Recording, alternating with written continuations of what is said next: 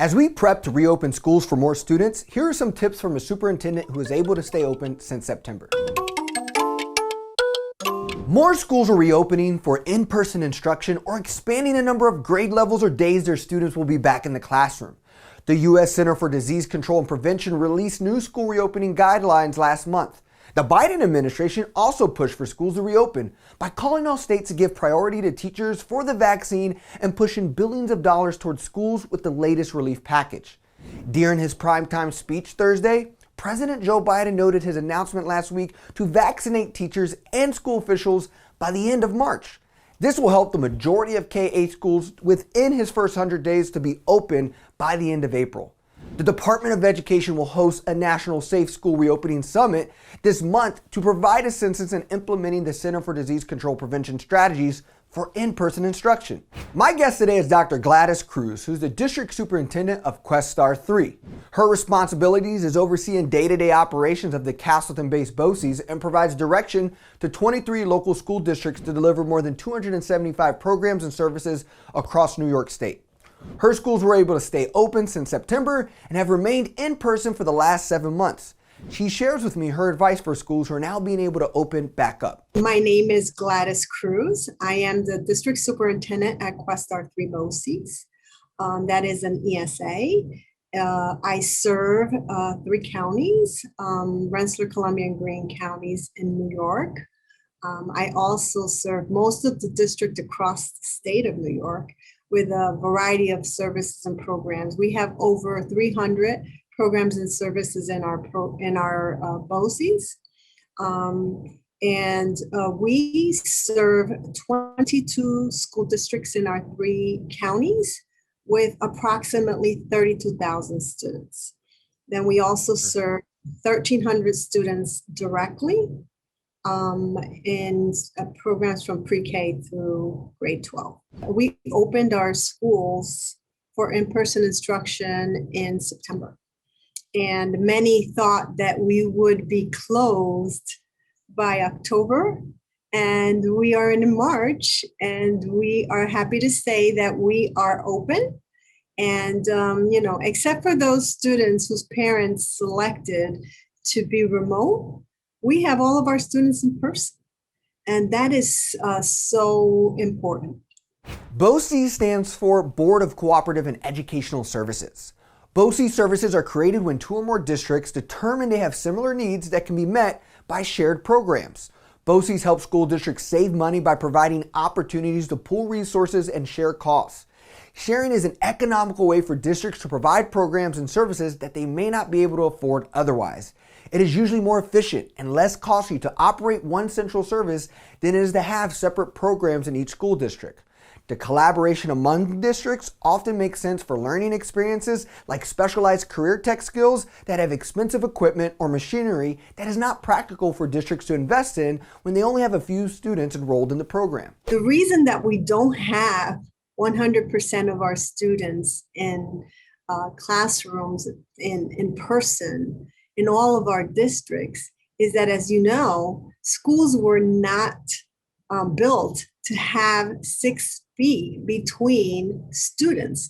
So in our programs and for our programs that we run at the BoCES, because of all of our programs have shops and the classrooms are big, we have enough space to have all the students in person. Space is not something that can be easily set up or purchased for expanding school buildings. So Dr. Cruz and her communities had an advantage of already having space available to keep 6 feet between students due to her large shop space. She said another positive that allowed them to succeed in opening in the fall is that she was able to get parent alignment and support after being closed last March. She said the time she spent with parents curating instruction for remote learning last year was actually beneficial because parents now became liaisons and following instructions around reopening guidelines when they came back in September.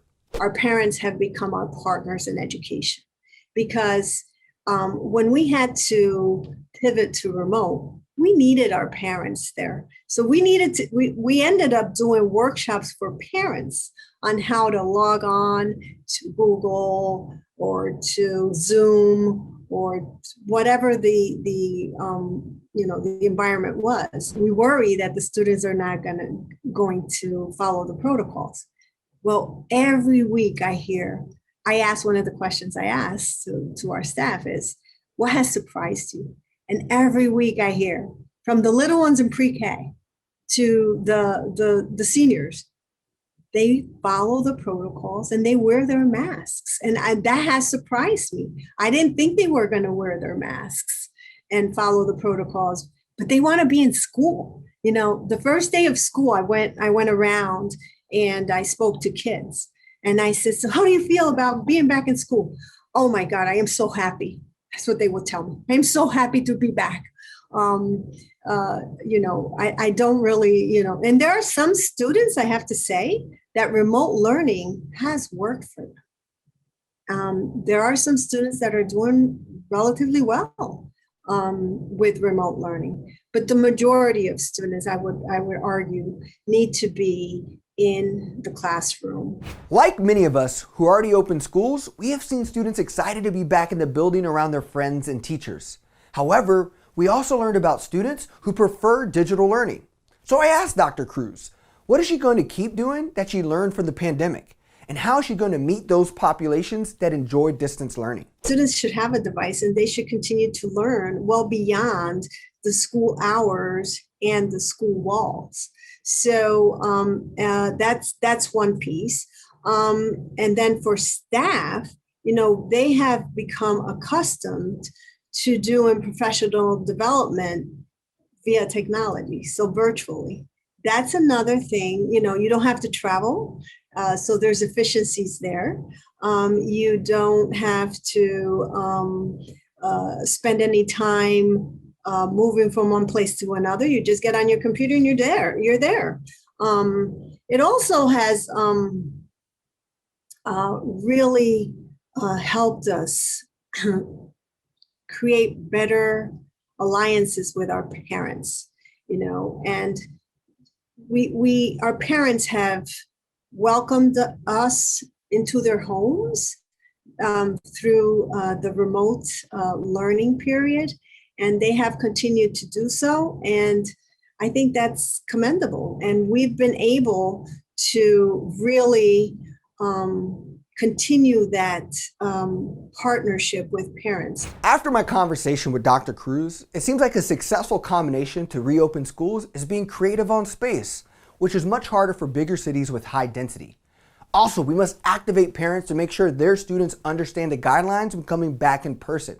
Parents already became our partners for distance communication when education was happening in their living room.